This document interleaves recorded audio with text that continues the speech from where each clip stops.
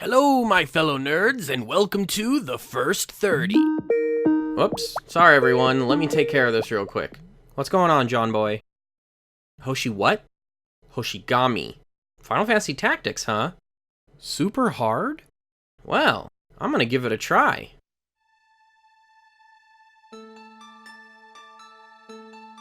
In the Age of Legends.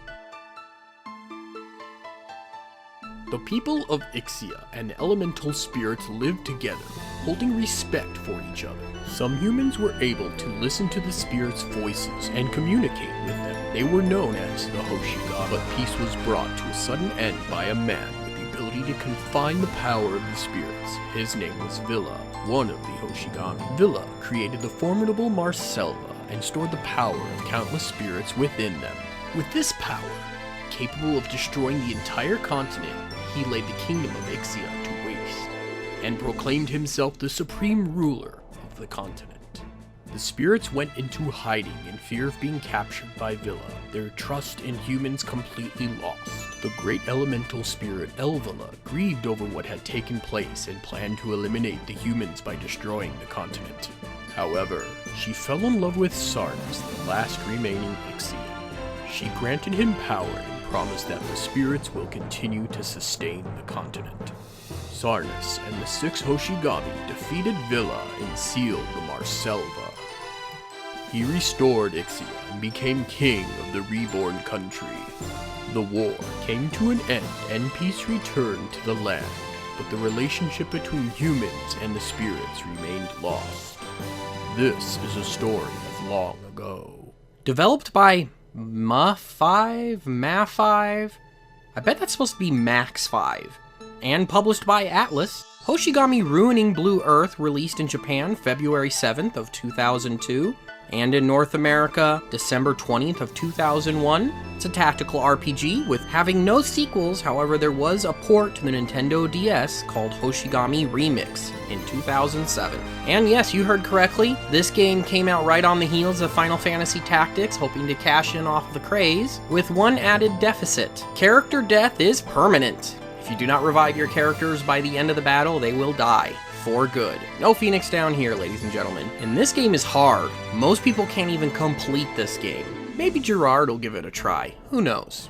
With that in mind, let's do this.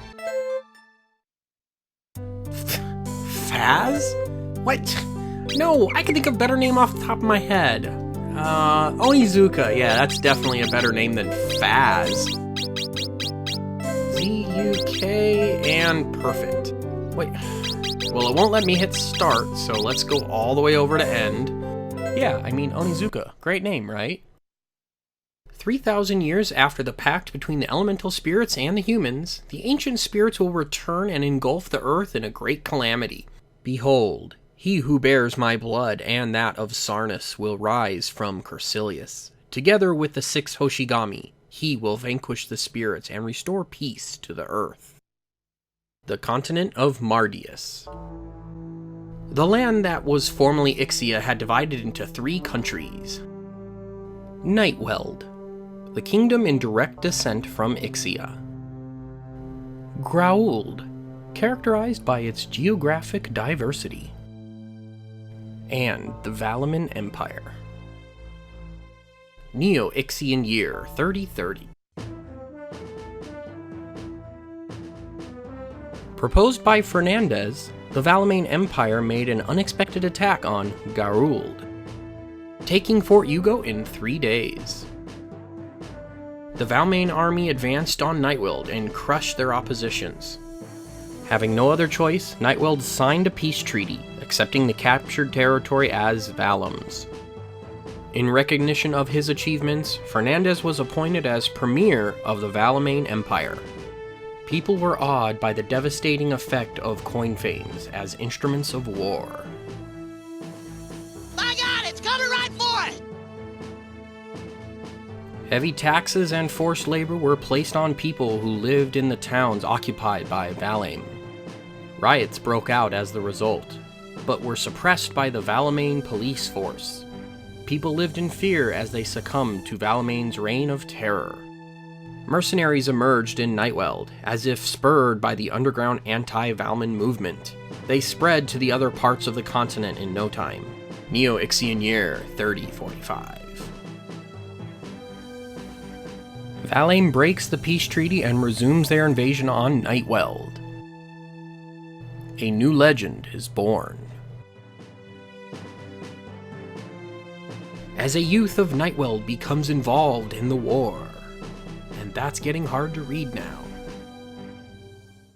Aus, capital of Nightweld. You think it's supposed to be Australia? Hey, Lamray. Lamry? I don't know. This Rupril guy.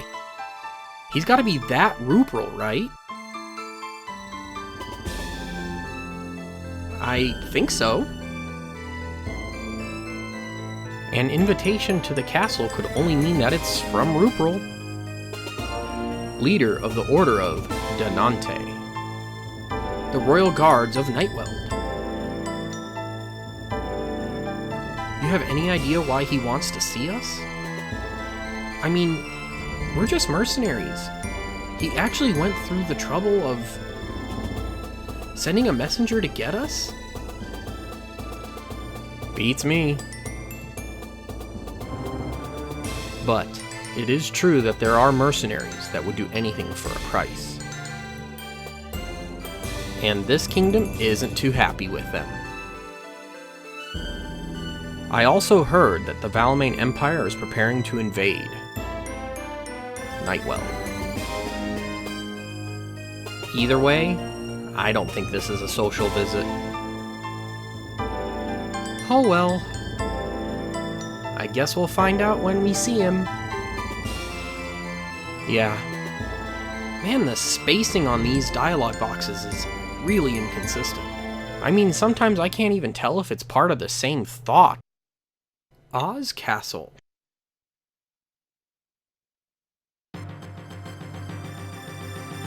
Welcome. I am Rupril, leader of the Order of Danante. I'm Onizuka. So, can you tell us why you invited us? I've heard much about you two mercenaries. A little young, perhaps, but well accomplished nonetheless. Especially you, Lemery. A long-haired mercenary that came to Nightweld a few years ago. He wields a spear and carries out his tasks with no mercy. There were several occasions where you made a fool out of the Order of Danante.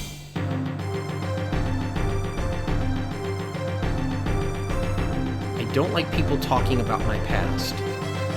Let's go, Onizuka. We're done here. Let's hear what he has to say. Yeah, I think you're right. Let's go with the original. Thank you.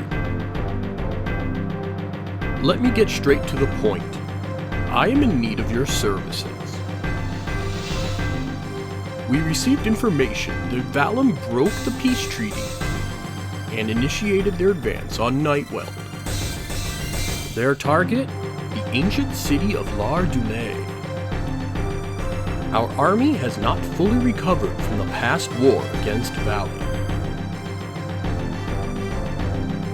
That is why we had to send the majority of our troops, including the Order of Danante, to Lar-Dulay. But there is a problem. They are also sending a detachment to the Tower of Wind, located in northern Nightweld. But considering the difference in military strength between Nightweld and Valum, we cannot afford to split our forces in two. Fortunately, it is reported that the size of the detachment is small. What we would like you to do is lead a squad in reserve to defend the Tower of Wind. This is a personal request from His Majesty, I might add. Can't say no to the king. You've got to be kidding me. Yeah, let's do the first one again.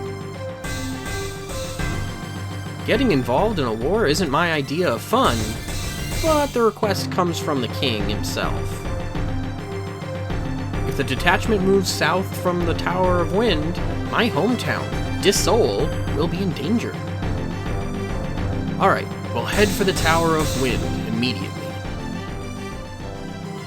We will be relying on you. Don't worry, leave it to me. Here is 10,000 gold as war funds. Wow. In addition, I will provide some equipment, coins, and items to prepare yourself for battle. I am also placing 8 mercenaries under your command. If you think their levels are not adequate, train them at the Tower of Trial. Entering the tower follows the same procedure as entering the town. When you are in the area on the world map where the tower is located, press the triangle button to access the menu and select the tower command.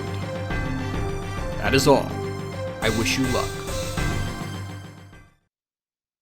Disol. And now we're in Disol, the main character's hometown. I don't know why we're here, but we're here. Hey, Lemery. Is this supposed to be a memory? Oh. Well, whoever that is must be very important because all the other main characters are leaving the screen. Onizuka, are you really gonna fight in a war? Yeah. Don't die, okay? What are you saying? Of course I'm not gonna die. Really? Yeah, I'll come back for sure. Then, Onizuka, when you come back, I'll... What was that? Nothing. Anyway, promise me that you'll come see me when you're done. I'll be waiting for you right here, no matter what, okay? Alright, I promise. You have to keep your promise. I'll be mad if you don't. Wait, I'm confused. Was that a girl? They're making this scene feel like it was supposed to be a childhood friend, but her name was Tin. Is Tin a girl's name? Is the main character gay? Or was that a little brother? Outskirts of Aus. Aus. Aus? Yeah, take that. Yeah! Whoa, you guys are practicing, right? Shouldn't you be using practice swords and not real weapons? Let's take a break, Onizuka. Whew. I'm still no match for you, Lemery. Have more confidence. You've got the potential to become stronger than me. Nah. You're my teacher when it comes to sword fighting. There's no way I can beat you. Well, that's why he's using a spear. Unless they're using sword fight as a generic term for armed combat. Why don't you stop being a mercenary? This isn't the life you should lead. And if something happens to you, you're gonna make Tin sad. Come on, don't bring this up again. We've been fighting together all this time. And Tin's got nothing to do with it. Okay. But man, you don't age, do ya? You look just the way you did when you started teaching me. You just didn't notice it, that's all. You know, kids grow up faster than adults. Lemery. I spotted the Vermilion army at the Satan Hills just ahead. Thanks. Onizuka, listen to me. From now on, it's gonna be nothing like what we've been doing before. Like being bodyguards. This is a real war, and we'll be fighting against professional soldiers. One careless move and you're dead. I'll teach you the basic rules that you should follow in battle. But if you know them already, there's no need for me to explain. What do you say? Let's do the tutorial, why not? Can you tell me about them? Alright. First, when organizing your attack team, plan your strategy according to what kind of enemies there are. Think about how you'll move your team on the battlefield. And who will fight against which enemy as you place your team members. Once the battle begins, check each enemy's movement and attack range. In free cursor mode, move the cursor to a character and press the circle button to check the movement range and the square button for the attack range. You can also press the X button to see the character's status, such as equipment, coins, and skills. And while the character status is displayed, pressing the select button brings up a cursor. You can move that cursor and press the X button to get more information on whatever you select. And also, there are many different types of enemies. Some may rush you, while others stay still until approached by your team member. It's very important to learn the characteristics as quickly as possible.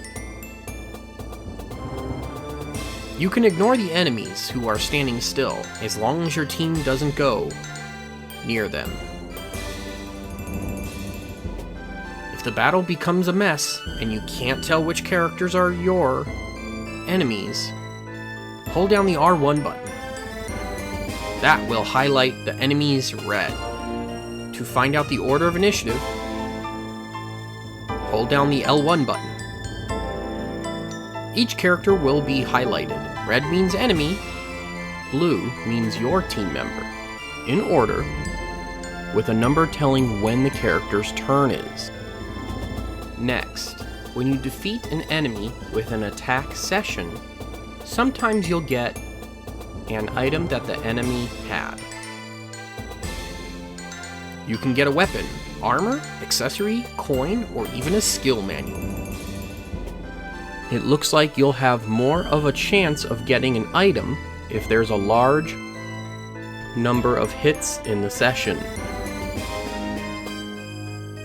I heard that the type of item you get depends on the number of hits as well. If an enemy has something you want, use an attack session. But you need to keep in mind that it is extremely dangerous to be attacked while on standby for a session. Don't get too greedy and choose the target for an attack session ahead of time. And finally, the battle ends when the commander of your attack team, right now it's you and me, is defeated.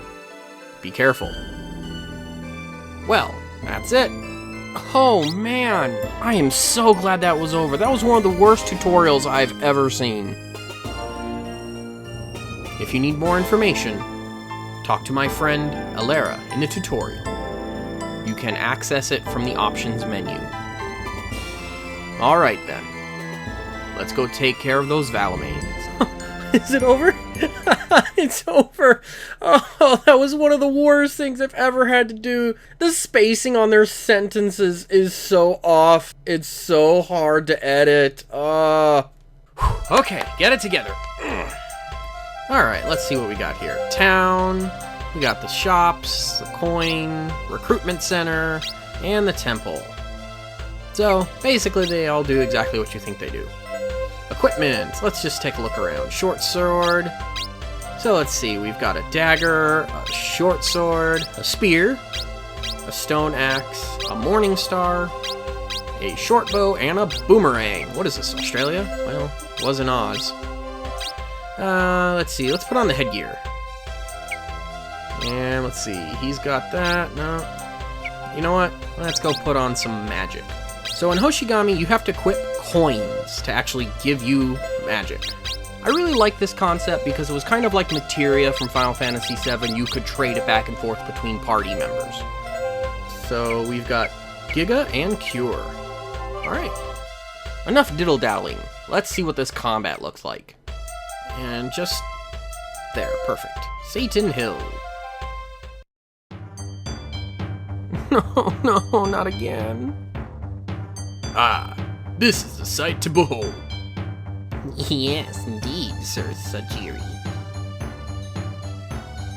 These soldiers that were assigned to us by Emperor Fernandez are outstanding. With them, we could probably take Oz all by ourselves. Very true, sir. We'll get to the Tower of Wind first. If I succeed in taking over that tower, I'll most likely be assigned to the task of capturing Oz as well. I'd love to see how Alvin's gonna react to that. I hate how he looks down on me, treating me like an inferior. Sir, please be careful. Oh, sorry about that. I got a little carried away. But that's what Alvin's gonna get, sooner or later. I see.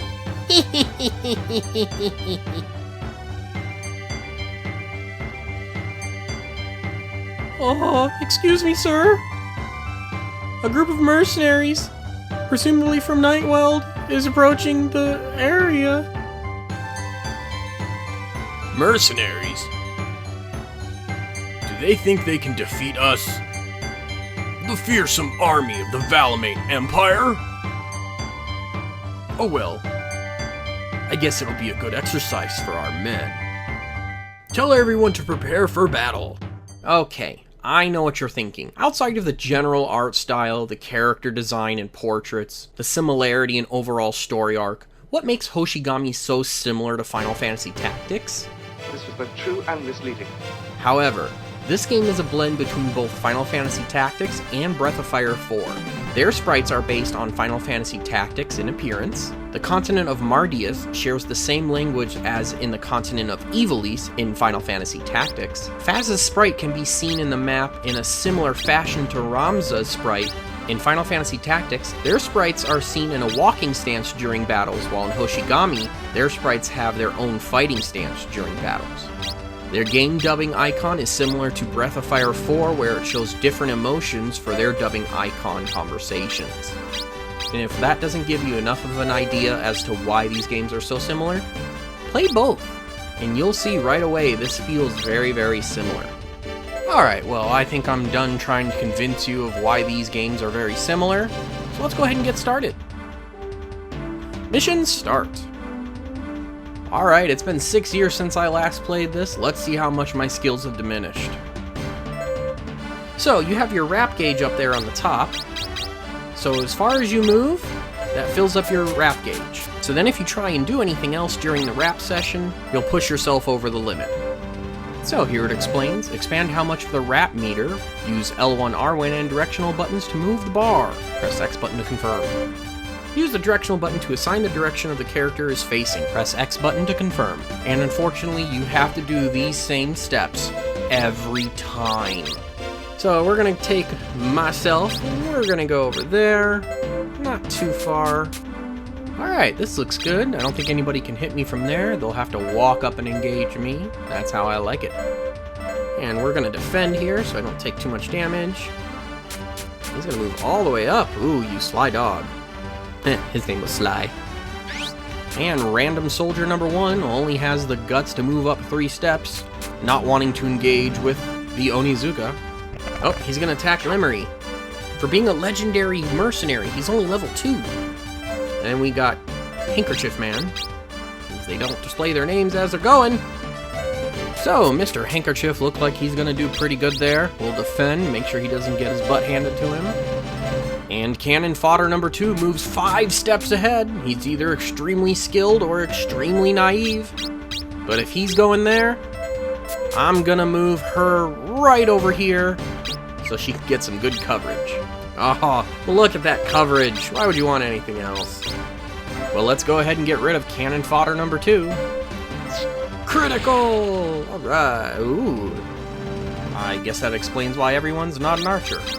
Alright, and you go through the basic yes, yes, yes screens. Come on, let's get through this. Now this woman coming up, ooh, she's the coin for master. Whatever you've got attached to her will do X times more. Wait till you get a load of this. Really?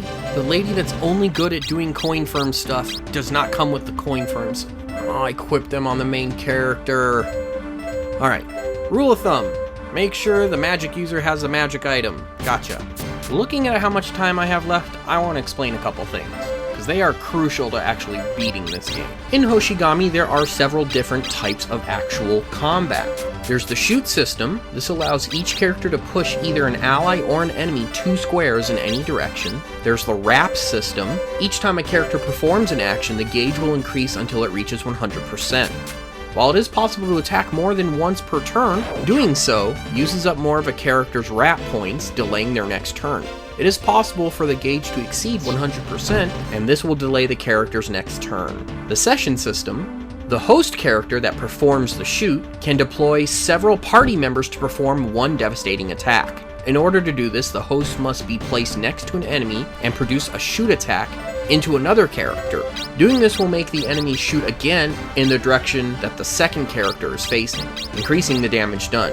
If there's a third character placed 1 square away from the session that happens to be facing in a different direction, the enemy will be shot from the first, through the second, and out the third, doing even more damage. If the player's character is placed correctly, an enemy can be shot up to 6 times. In order to initiate a session, the non-host character must be put into the session mode at the end of their turn. So like with Final Fantasy Tactics, each character is assigned a general, let's call them religion. There are 6 main religions in Hoshigami. Each religion determines a character's stat growth, weapon proficiency, and which skills he can learn. There are also 2 secret religions that can be unlocked by learning various skills from other religions. The first being Amu, the spirit of fire that symbolizes power. A worshipper of Amu is proficient with swords and penalized when using a bow or morning star. Emma, the spirit of earth that symbolizes the mind. A worshipper of Emma becomes proficient with rings and penalized when using axes. Sonova, the spirit of force that symbolizes life. A worshipper of Sonova becomes proficient with axes and penalized when using knives or boomerangs.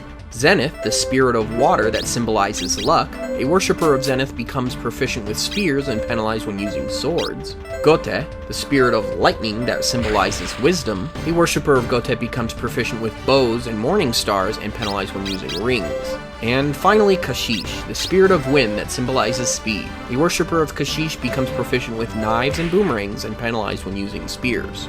Overall, the game was mostly criticized for its difficulty level, saying it can be difficult, complicated, and relatively uninspired when it comes to the overall out-of-battle experience. Hoshigami was not received well by critics. Criticism was leveled at the steep learning curve and nigh impossible battles, and the resulting emphasis on level grinding. Character fatalities compound this problem. Soldiers killed in battle are lost forever unless revived before the battle's end, and can only be replaced by a newly recruited level 1 party member, who may require hours of training before they are equal level to their new teammate. The wrap, session attack, and coin fame mechanics received praise, but these innovations were not perceived as overcoming the game's faults. Oh man, this game is slow! IGN gave Hoshigami Ruining Blue Earth 4.0 out of 10, Game Informer gave it a 7.25 out of 10, and GameFAQs gave it a 3.33 out of 5. It should take about 58.8 hours to complete. As of right now, there is no speedruns, however there's a walkthrough on YouTube. But seriously, I can really understand why there is no speedrun for this. Right now on Amazon, you can get this for $17.98, free shipping, and that is just for the disc. If you'd like to get it new, you can get it for $92.99, and they have the gall to charge you $3.99 for shipping, for a grand total of $96.98. That's all the time we have for today. Don't forget to tell your friends and subscribe for more episodes. I'd like to know, after all of this, will you give Hoshigami Ruining Blue Earth a try, or are you gonna let it slip right by? Do you have a favorite game you think should get more attention? Let me know in the comments down below, and thanks for watching. Make your waifu happy and don't forget to do the dishes.